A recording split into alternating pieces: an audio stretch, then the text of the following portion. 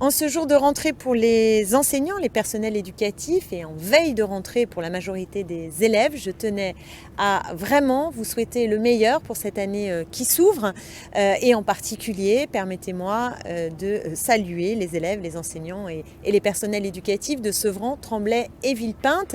Et je le fais ici depuis l'Assemblée nationale où moi-même je viens de rentrer puisqu'aujourd'hui j'ai siégé dans la commission particulière qu'on appelle une mission d'information consacrée à l'abstention, qui va être un sujet majeur de cette année. Et donc j'ai moi-même fait ma rentrée. Mais je veux ici parler de l'éducation et des difficultés en cette nouvelle rentrée. Difficultés d'abord liées à la crise du Covid, qui donne des conditions très particulières, des inquiétudes qui ne sont pas dissipées, notamment par un ministre qui est très méprisant à l'égard du corps enseignant, puisqu'il a annoncé à quelques jours seulement de la rentrée le protocole sanitaire dans le journal du dimanche, dans un article réservé aux abonnés, ce qui est quand même une façon de faire peu républicaine pour le dire gentiment. Et donc j'imagine la difficulté et les préoccupations qui sont aujourd'hui celles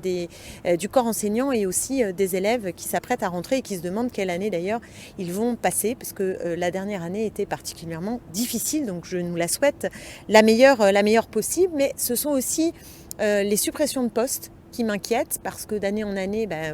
ça fond comme neige au soleil. Et là, nous déplorons la suppression de 1883 postes en cette rentrée, qui s'ajoutent aux suppressions antérieures, puisque 2017, ce sont 7490 emplois qui ont été perdus, d'emplois d'enseignants. Et donc forcément, s'il y a moins de profs, je ne vois pas comment la situation peut s'améliorer. Et en Seine-Saint-Denis, c'est particulièrement grave, puisque alors que de nombreux rapports ces derniers temps nous ont montré à quel point nous avions moins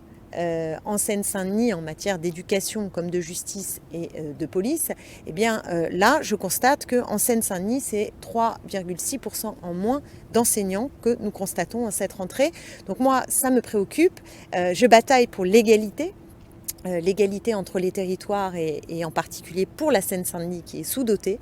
Et donc je veux juste dire que je serai à l'écoute dès demain des problèmes qui vont se poser très concrètement dans les classes,